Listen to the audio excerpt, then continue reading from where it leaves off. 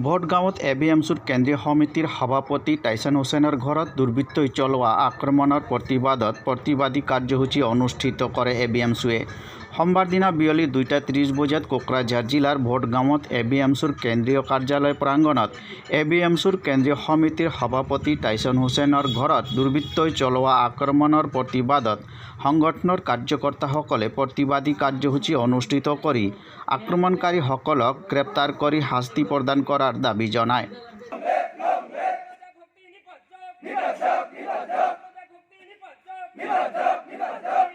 আজি এটা দুৰ্ভাগ্যজনক কথা যে আপোনালোকে সকলোৱে বিভিন্ন সামাজিক মাধ্যমত বা বিভিন্ন সংবাদ মাধ্যমত দেখিছে যোৱা ৰাতি এবিএমচিৰ সন্মানীয় সভাপতি টাইছন হুছেইনৰ বাসগৃহত তেখেতৰ ভাৰত ভূটান সীমান্তৰ দাৰকুচিত তেখেতৰ বাসগৃহ সেই বাসগৃহত যোৱা ৰাতি বজৰং আৰু RSSৰ সদস্যই RSSৰ দুৰ্বৃত্তসকলে তেখেতৰ বাসগৃহত শিল দলিয়াই আক্ৰমণৰ ঘটনা সংঘটিত কৰে। লগতে তেখেতে আমাৰ সভাপতিগৰাকীয়ে সেই সময়ত ঘৰত নাছিলে, তেখেতৰ বৃদ্ধ পিতৃ মাতৃক অপদস্থ কৰি শাৰীৰিকভাৱে অপদস্থ কৰি তেখেতৰ বাসগৃহত আক্ৰমণৰ ঘটনা সংঘটিত কৰে। লগতে আমাৰ দাৰকুচি আঞ্চলিকৰ যিখন কাৰ্যালয় আছে এবিএমচিৰ কাৰ্যালয়, এই কাৰ্যালয়খনত আক্ৰমণ কৰি এই কাৰ্যালয়খন লণ্ডভণ্ড কৰে।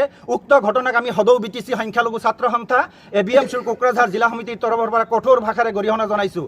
আৰু ইতিমধ্যে আপোনালোকে সকলোৱে জানিছে এবিএমচিৰ আমাৰ কেন্দ্ৰীয় সমিতিৰ ফালৰ পৰা আৰক্ষী প্ৰশাসনক 24 ঘণ্টাৰ সময় দিয়া হৈছে। 24 ঘণ্টাৰ ভিতৰত এই দুৰ্বৃত্তসকলক গ্ৰেপ্তাৰ কৰি কঠোৰ শাস্তি বিহিবলৈ জিলা প্ৰশাসন তথা অসম আৰক্ষী প্ৰশাসন আৰু অসমৰ মাননীয় মুখ্যমন্ত্ৰী মহোদয়ক আহ্বান জনাইছোঁ। লগতে আৰু এটা আহ্বান জনাব বিচাৰিছোঁ যে এই দুৰ্বৃত্তসকলে সময়ে সময়ে BTAD অঞ্চলত যিসমূহ ঘটনা আগতে আমি দেখা নাছিলোঁ তেনেকুৱা ঘটনা বৰ্তমান সময়ত কৰা তেখেতসকলে পৰিলক্ষিত হৈছে। আপোনালোকে কিছুদিন আগতে দেখিছে যে আমাৰ কোকৰাঝাৰৰ মাগুৰমাৰীতো তেনেকৈ এই বজৰং আৰু RSSৰ দলৰ সদস্যসকলে দুজনকৈ ব্যক্তিক, এজন বড়ো সম্প্ৰদায়ৰ এজন মুছলমান সম্প্ৰদায়ৰ যুৱকক এনেকৈ মাৰধৰ কৰিছিল, যিটো সামাজিক মাধ্যমত সকলোৱে প্ৰত্যক্ষ কৰিছে।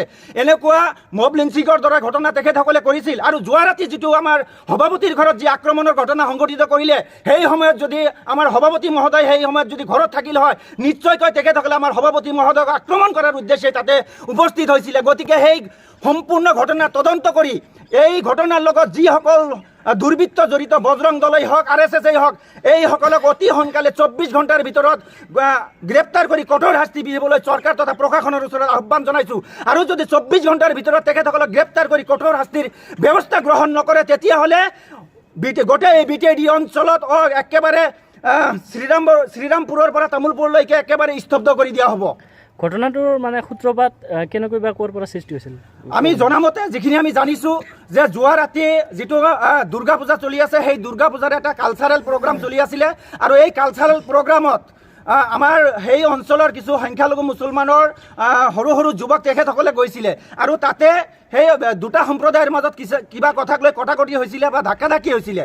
আৰু তেনেকুৱা যদি ঘটনা হৈছিলে, পূজাস্থলীত আৰক্ষী প্ৰশাসন মোতায়েন কৰা থাকে, সেই ব্যক্তিসকলক গ্ৰেপ্তাৰ কৰি বা কোনো ঘটনা যদি তেখেতসকলে কৰিছে, তেখেতসকলক আইনৰ আওতাত বা আৰক্ষী প্ৰশাসনৰ হাতত দিব লাগিছিল। কিন্তু তাকে নকৰি একেবাৰে ডাইৰেক্ট এবিএমচিৰ সন্মানীয় সভাপতিৰ গৃহত আক্ৰমণ কৰাৰ অধিকাৰ তেখেতসকলক কোনে দিলে?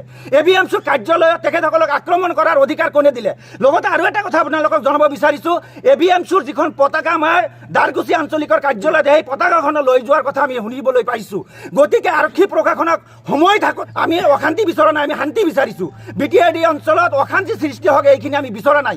গতিকে আমি সময় থাকোঁতে আৰক্ষী প্ৰশাসন, অসম আৰক্ষী, লগতে অসমৰ মাননীয় মুখ্যমন্ত্ৰী যিহেতু নিজেই গৃহ বিভাগৰ দায়িত্বত আছে, তেখেতক আহ্বান জনাইছোঁ অতি সোনকালে এই দুৰ্বৃত্তসকলক গ্ৰেপ্তাৰ কৰি কঠোৰ শাস্তিৰ ব্যৱস্থা গ্ৰহণ কৰিব লাগে। ABMC long live! Long live! Long live! ABMC long live! Long live! Long live! Tyson Hussein Zindabad! Zindabad! Zindabad! Tyson Hussein Zindabad! Zindabad! Zindabad! Bajrang Dal go back! Go back! Go back! RSS go back! Go back! Go back! Ahom police go back!